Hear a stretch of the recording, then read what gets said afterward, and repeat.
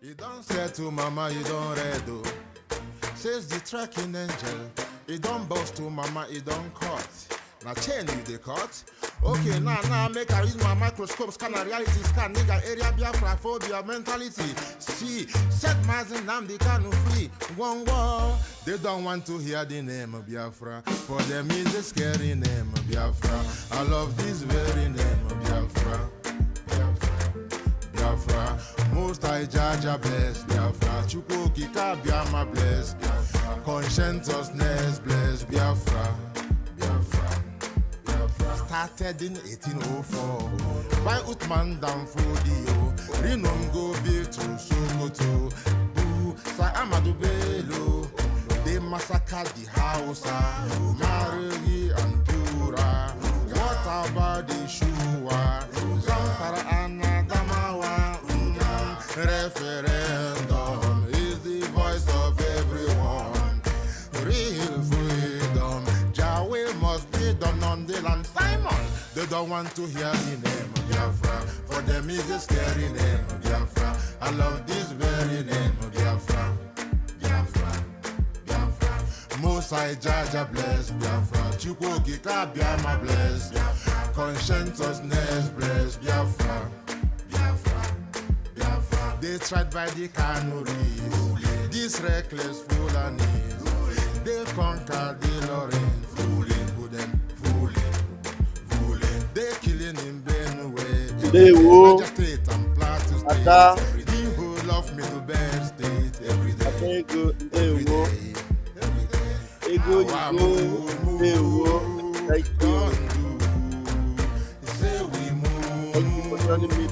Now we move.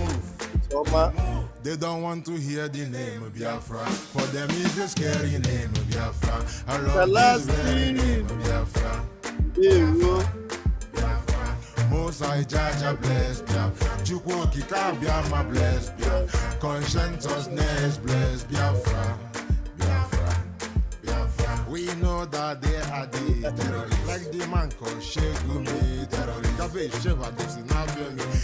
Isa Ali Matami, terrorists, Boko Haram in the army, terrorists, they stop the people from farming, terrorists, Abubakar Malami, terrorists, mainstream media swami, terrorists. Now we have more sellers than buyers, information minister liars, it's a lie Mohammed and liar. The truth is Biafra and fire. They don't want to hear the name of Biafra, for them is a scary name of Biafra. I don't know why Biafra is very dead.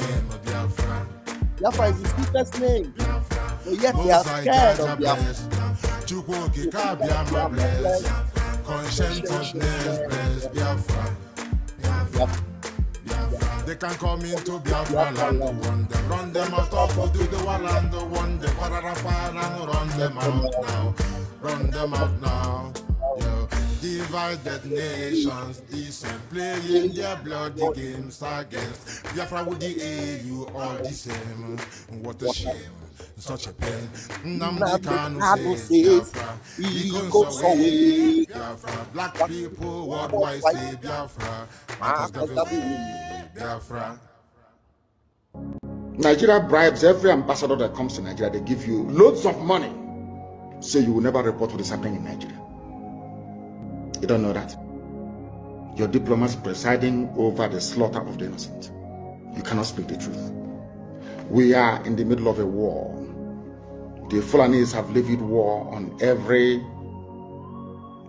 indigenous population, ethnic group in Nigeria. All of you can see it. And that is why people are dying in Nigeria. Nigeria is the only place in turmoil, not making it onto the front pages of newspapers all over the world. Nobody talks about it because they are all compromised. They've been bribed.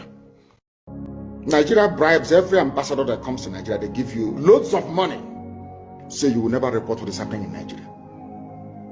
You don't know that. Your diplomats presiding over the slaughter of the innocent. You cannot speak the truth. We are in the middle of a war. The Fulanis have levied war on every indigenous population, ethnic group in Nigeria. All of you can see it. And that is why people are dying in Nigeria. Nigeria is the only place in turmoil, not making it onto the front pages of newspapers all over the world. Nobody talks about it because they are all compromised. They've been bribed. Fulani never envisaged that the likes of Nnamdi Kanu will ever emerge. They never in a million years. They thought that you can bribe anybody. You can buy anybody. Offer him a jet, give him money, tell him, promise him good life with his family, anywhere he wants. Promise him a house, mansion, oil well, anything he wants. Give him his money. After all, you can buy any woman, you can buy them. They are very weak. You can buy all of them. They never knew who we were. That I come from a line, I wouldn't call it royal, a line of nobility, where you have noble men that do not sell their conscience.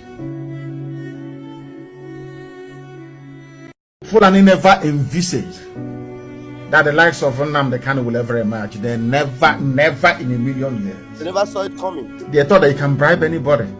You can buy anybody. Offer him a jet, give him money, tell him, promise him good life with his family, anywhere he wants. Promise him a house, mansion, oil well, anything he wants. Give him his money. After all, you can buy any woman, you can buy them. They are very weak. You can buy all of them. They never knew who we were. That I come from a line, I wouldn't call it royal, a line of nobility, where you have noble men that do not sell their conscience.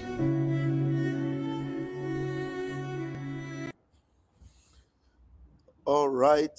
Thank you for joining me this morning. I greet you all. And I bring you good tidings this morning. Very, very quickly, we are going to delve into the reason why we are here this morning. This video is not showing anything. It has to show the face of this, my brother. Yeah. Thank you for joining me this morning. My name is Raphael Chiamaka Jerry. I greet you all. I am the armor bearer of the Prime Minister of the Biafra Republic government in exile, Mazi Simon Ekpa. And I am a Biafran with a good conscience. We keep reporting the news, the truth they are hiding from you. Today's date is the 10th of December, the year of our Lord, 2025. A lot is going on, and Nigeria is under the spotlight, under the radar, and a lot is happening. But there's something we must know, that this crime scene, this drama center called Nigeria, as Donald Trump has identified, and now rightfully so, that it is a disgraced country, a country where terrorism, evil, and wickedness hold sway. And this is the period when this evil intensifies. December, the period when Christians have their festivity of Christmas. And it is always this period that these blood-sucking demons remember to strike, to establish the fact that they want that place to be an Islamic state, an Islamic caliphate. They do not want Christians in that place. And we, the only Christian nation, the only Christian part, the Biafra land, the only man speaking truth to that power, has been ostracized, has been persecuted, humiliated, against every norm and against every law. Mazi Nnamdi Kanu, the only man that stood up to speak, as we speak right now. You know his situation. He's the only one that boldly confronted them, and they hated him for it. The season have come again. Mazi Nnamdi Kanu is behind bars. The only true disciple he has, who stood even in diaspora to speak, is still also behind bars. And the time is coming again when Christians, instead of celebrating the way they celebrate all over the world, they mourn, they cry, they wail, and they gnash their teeth in Nigeria. To avoid another black and bloody Christmas, Donald J. Trump must act immediately and he must act fast. Delay is dangerous. Delay is unacceptable. Delay is on the lives of the Christians that will or may be buried instead of celebrating Christmas. It happens always in Nigeria. It happens always in Nigeria. And this our brother here is here to also emphasize on that fact. Our brother's name here, you know him, Jude Saul. His name, Jude Saul. He's here to continue to emphasize on the fact and the need for an urgent action, urgent intentional action to do the needful. Because we saw over 300 and something children were kidnapped from a Christian school, a Catholic school in Niger. And then from 50 that they say returned, another 100 they say has returned. They still have almost 200 of these children held.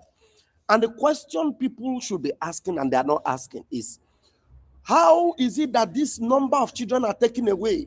And then suddenly they tell you some of them have returned. And you don't even hear. They tell you that you hear in the news there was a confrontation and an attack, and this. You don't even see any casualty of the enemies. You don't see any arrest. You don't see the impact of Nigeria government on these terrorists that comes in and takes human beings, children, some of them as young as 6 years old, take them away in their numbers. They were not taken away in motorbikes. They were taken away in, some of them in big vehicles. Nigeria government couldn't do anything. And all of a sudden they said they've returned 100 people, they've returned 50 people. How did it happen? So does it mean that you just go in there, you talk to them, they give you some and they hold some? And those that are speaking out, the man that is speaking out about it is being held, and his people being bombarded. As we talk, as we speak now, the army of Nigeria, the terrorist army, are in Biafra land, bombarding, looking for youths. They have their bases in Biafra land. Example of which is Tiger Base, where they are annihilating young children, young youths, youths, who they believe would confront this wickedness, if need be or if need arises. And nobody's talking. And yet, every December that approaches like this, they are preparing on how and where they are going to strike. And now it's already clear to us that these terrorists are already everywhere. They are in the bushes of the south. They are in the Midwest. They are in the everywhere. They have overwhelmed everywhere. They are even on live video, TikTok, threatening and telling you where next they will go. When it comes to interfering in a neighboring nation, like Cotonou, Tinubu broke his own law and went and bombarded Cotonou to please Macron. Time is coming again. And it is here, very close, when Christians, instead of celebrating Christmas, will be mourning and crying. Please, Donald J. Trump, you can see that there is no will, there is no intention from the Nigerian government to do anything to stop this menace. No intention to do that. And if they don't act fast, we will see be counting numbers of victims of this terrorism. Let's listen to this, our brother, and then maybe a few other videos that will show you that, look, everybody is aware now and people are talking. And yes, if you want to help Christians and you want to help the indigenous people, you have to do it now, and it has to be very fast. Fast and furious, the way I said it. Because if you want to do it fast and pamper them, you want to pamper them, they will overrun everyone because they have sophisticated weapons. They are ready to destroy. And you have to come with counter force that is more sophisticated than theirs to be able to stop them. Let's go. Hey guys, it's me, Judd Saul, with equippingthepersecuted.org. Just wanted to do a quick video to share what's on my mind regarding Nigeria at the moment. It's been, news has come out that 100 of the 300 kids that have been kidnapped from a Catholic school have been released. And we're seeing a lot of people coming out and praising God that 100 kids have been released. And yes, we should be thankful and very happy that 100 children have been released. However, there's something that amidst the celebration that people are talking about is that there's still nearly 200 people that are still captive. There's 200 kids that are still captive. And no one's asking the question, how did these 100 kids get released? None of the kidnappers have been brought to justice. There's no dead kidnappers. Usually in this situation, what happens is somebody in the Nigerian government paid the kidnappers to get the kids back. They paid a ransom to get the children back, allowing the kidnappers to hold on to the remaining 200 kids that have been kidnapped and live on to kidnap and kill another day. I'm very grateful for the release of these 100 kids, but the only reason that I believe that this release happened is because there's currently a congressional delegation from the United States in Nigeria right now. And the Nigerian government wants to have some good news or show some goodwill since there's a U.S. congressional delegation in Nigeria. Which is really messed up. Why not just go to the kidnappers? Because the Nigerian government knows where these kids are. They know who the kidnappers are. But no real justice is being done. And these kidnappers will live on to kidnap another day. And Lord knows what's happening to the remaining 200. They definitely need your prayers. But there needs to be more action. There needs to be more tangible, actual action being done by the Nigerian government, and I would hope the U.S. government. Now, I want to bring up another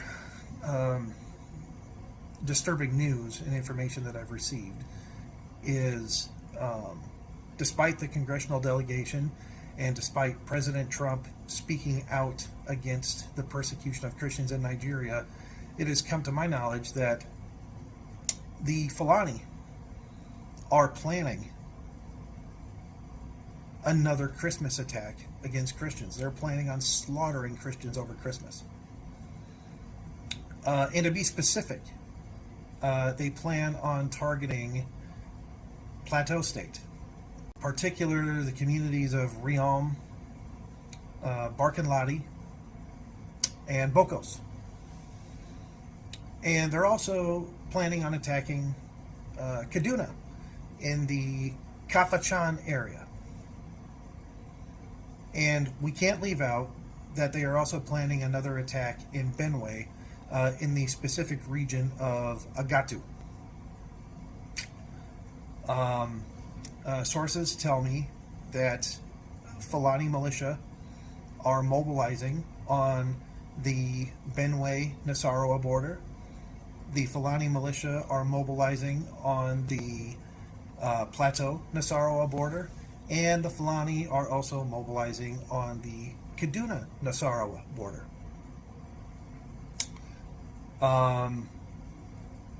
They're building up. More mercenaries are coming in from the north. Fulani mercenaries, mind you. More Fulani mercenaries are coming in from the north. And this...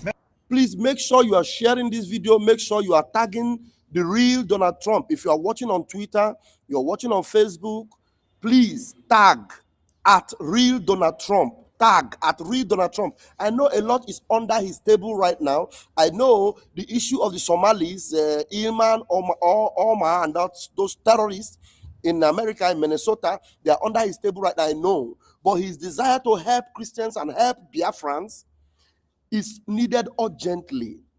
This December, needed urgently. Please, if you're watching this video, I know you don't like my face. But please, for the sake of lives, tag everyone to hear the message from this our brother. He is on ground. He knows everything happening on ground. He's telling you, the thing is that after these things now and these things happen, we will all here be showing pictures and sharing videos and talking about it. I will show you what Tinubu's best friend had to say about what Tinubu did recently. Wole Soyinka, I have the video coming. When Wole Soyinka warned Tinubu and told him that, look, what he needs to do. Tinubu's son is going about with hundreds of ammunitions and well-able men on himself, guiding himself and going up and down. And Nigerians are dying. Please share this video. Very, very important. Then please make sure on Twitter, especially those on Twitter and those of you watching on YouTube, just put share, hit like, so that everyone will be seeing this video. To save lives this December, Donald J. Trump need to act very, very fast. This is very, very important. It's not about me. Thank you very much and God bless you. Continue, sir. Thank you. Fulani militia are mobilizing on the Benue-Nasarawa border. The Fulani militia are mobilizing on the Plateau-Nasarawa border. And the Fulani are also mobilizing on the Kaduna-Nasarawa border.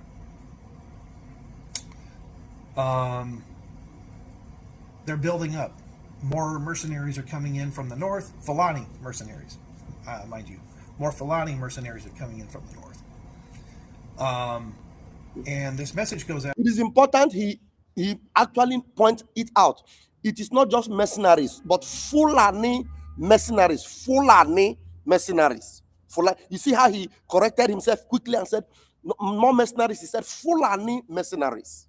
And the Fulani are also mobilizing on the Kaduna-Nasarawa border.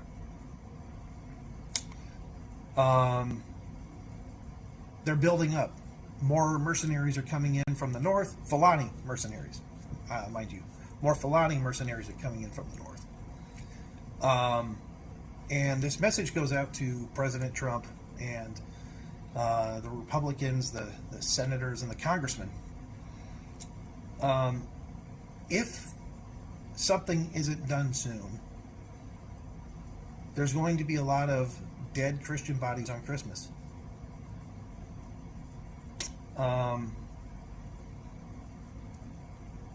TruthNigeria.com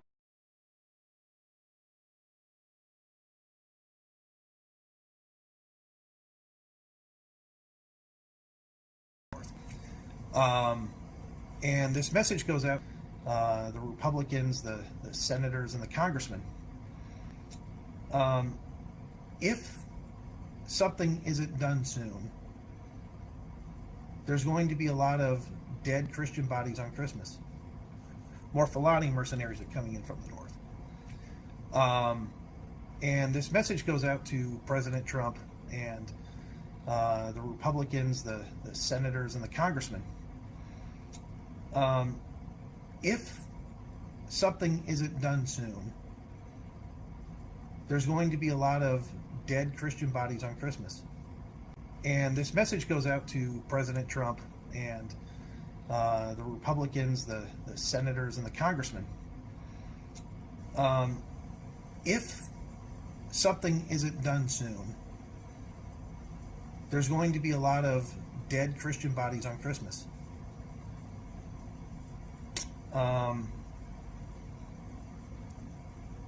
TruthNigeria.com, which is a site that I helped found, has issued over 100 terror alerts since 2023 with 90% accuracy. And in every one of these terror alerts, the Nigerian government's been notified, local police, military been notified, and not once has the Nigerian military or police interceded on behalf of the Christians being attacked.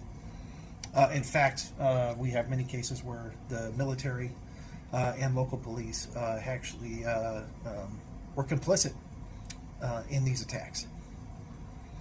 And the question you have to ask yourself is, who gives the orders to stand down when Christians are being killed? Who's giving those orders? We've been told time and time and again that the Nigerian military and police force, in order for them to engage in an attack, they must get orders from the top. Otherwise, they cannot take action. And many times the police and military are ordered to stand down. So here we are once again. I'm going live. I'm giving an advance warning. In Plateau, in Benue, and Kaduna, the Fulani ethnic militia have plans to kill Christians on Christmas. My question is, United States government, what are you going to do about it? My question is to the Nigerian government, what are you going to do about it? You have knowledge right now that this is going to happen. And the thing is to the Nigerian government, you already know this is going to happen. You already know this. I mean, how do you guys not intercede or intervene when 300 kids are being kidnapped from a school? Where's the police and military? How in the world do you kidnap 300 people in one setting without any intervention? It's possible. 300. How do you sit idly by in a town like Yellowada where 280 Christians were burned alive, slaughtered, and macheted to death for over 4 hours? 4 hours! While you're in between in a 25-minute drive from two major cities with no police or military intervention as Christians get slaughtered for over 4 hours. It's not a lack of resources. It's a lack of willpower. Major lack of willpower. It's not lack of resources, but lack of willpower. Lack of will. It's not lack of resources. Of course, you can now see that they have the resources. You saw it in Cotonou, in Benue, sorry, in Benin Republic. You saw it. I'll show you a video right now from Shoyinka. Let our brother finish, because he's already through. And for whatever reason, I don't understand. But you guys have been warned. Please prove me wrong. Let's not see any dead Christian bodies over Christmas. And do something about this. For the love of God.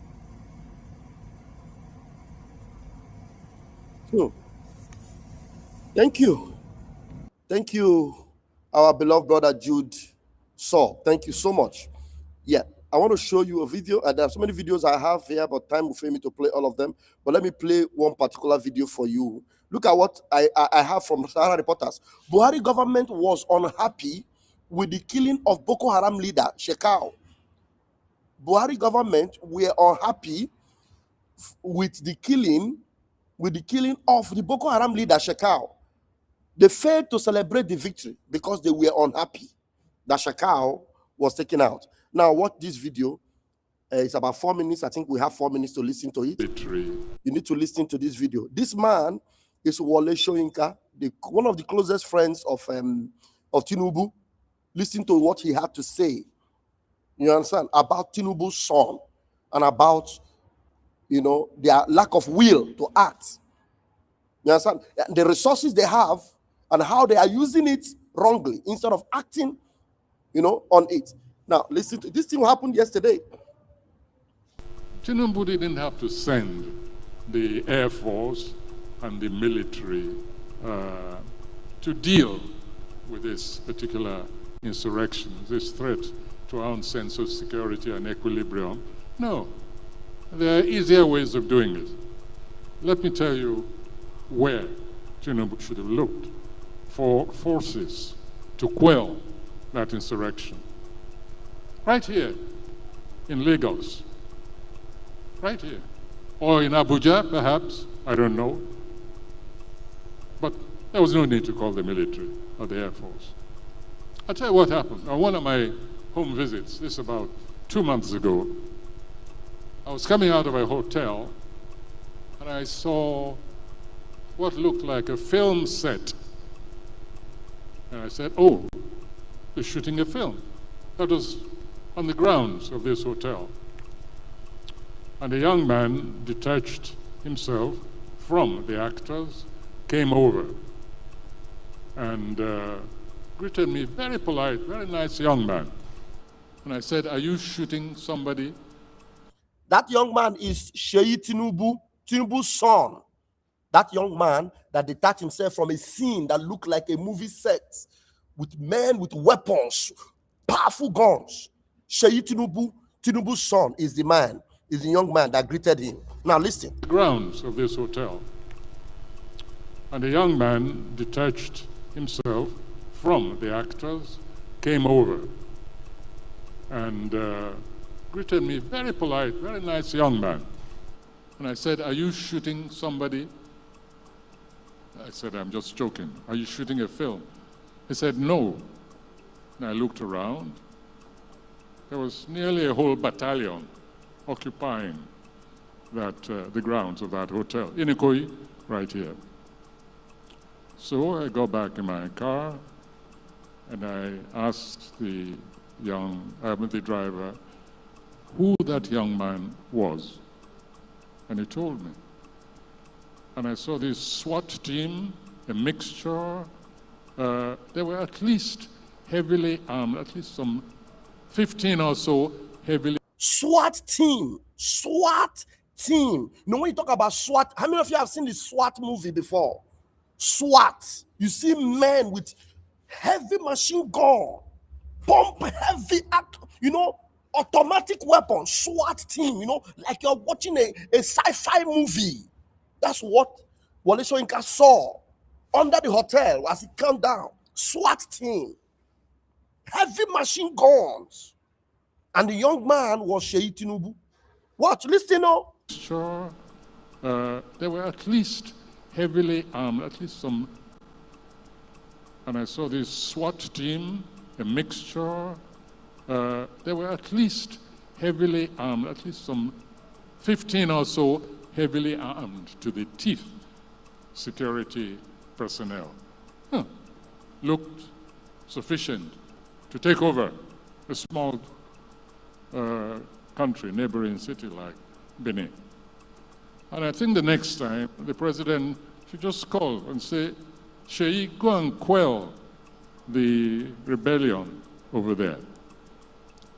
I was so astonished that I started. Yeah, he said the president doesn't need to take fighter jets and all these things to go and stop the problem in Benin Republic. All he needs to do is call his son Sheyi with all the SWAT team he has. The SWAT team that Soyinka is an internationally traveled man, a well-knowledgeable man. The people he saw, he said that they are capable of going into a small country like Benin Republic and stop any problem there. These were people that were following one boy, because he is president's son, somewhere in Lagos or in Abuja. Are you listening? Let me allow him to finish. I will allow him to finish. Please. Country, neighboring city like Benin. And I think the next time the president should just call and say, "Sheyi, go and quell the rebellion over there." I was so astonished that I started looking for the National Security Advisor. I said, "Track him down for me." I think they got him somewhere in Paris, but I was with the president. He was at a meeting. And I said, "I've just seen something I can't believe, I don't understand." And I described the scene to him. I said, "Do you mean that a child of the head of state goes around with an army for his protection or whatever?" I couldn't believe it. Later on, I did some investigative journalism. And I inquired, and I found that apparently this is how this young man goes around with his battalion. He did his own research and he found out that it is not just a one-off thing. This is how Sheyi goes around every day.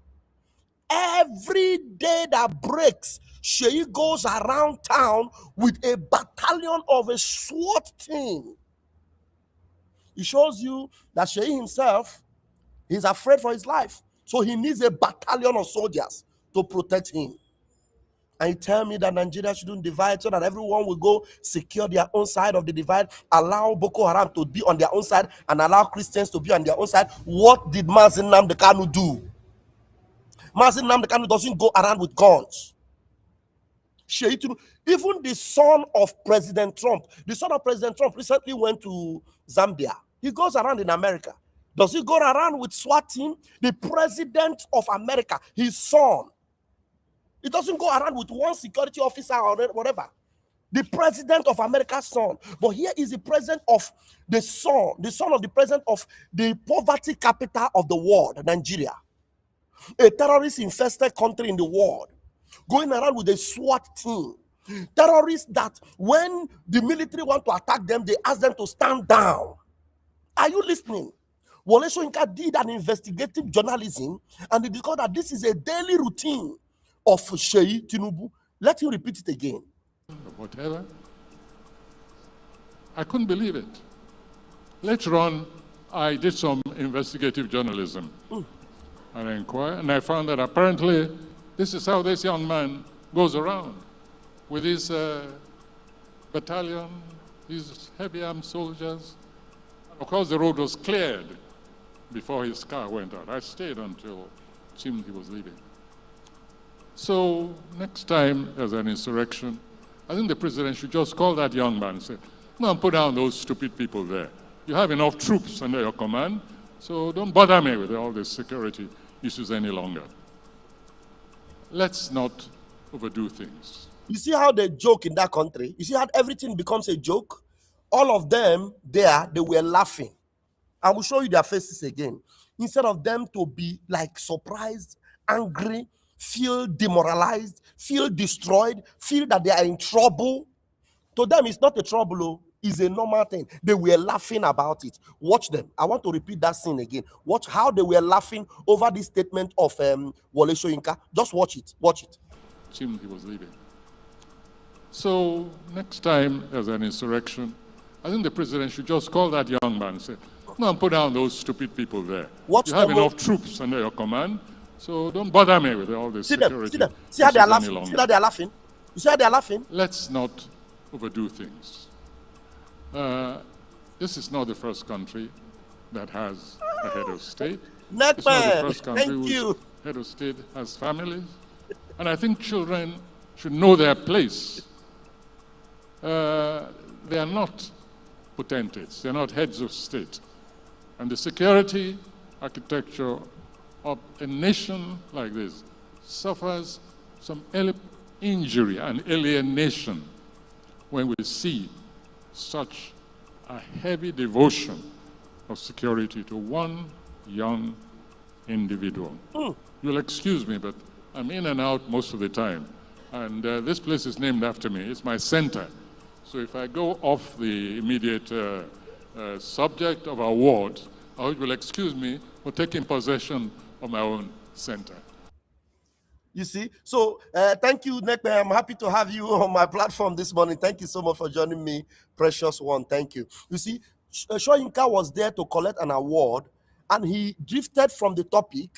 He drifted from the topic and started addressing this issue because it is a national calamity.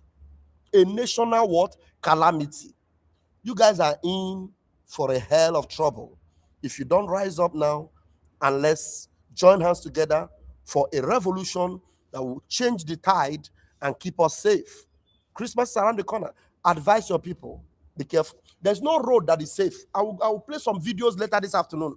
I'll play video from Hida Dokubo. There are so many videos I'll play for you to know that Ugo Ebrego Nambabu. It is either we'll rise now and put an end to this, or we'll live with tears and sorrow forever.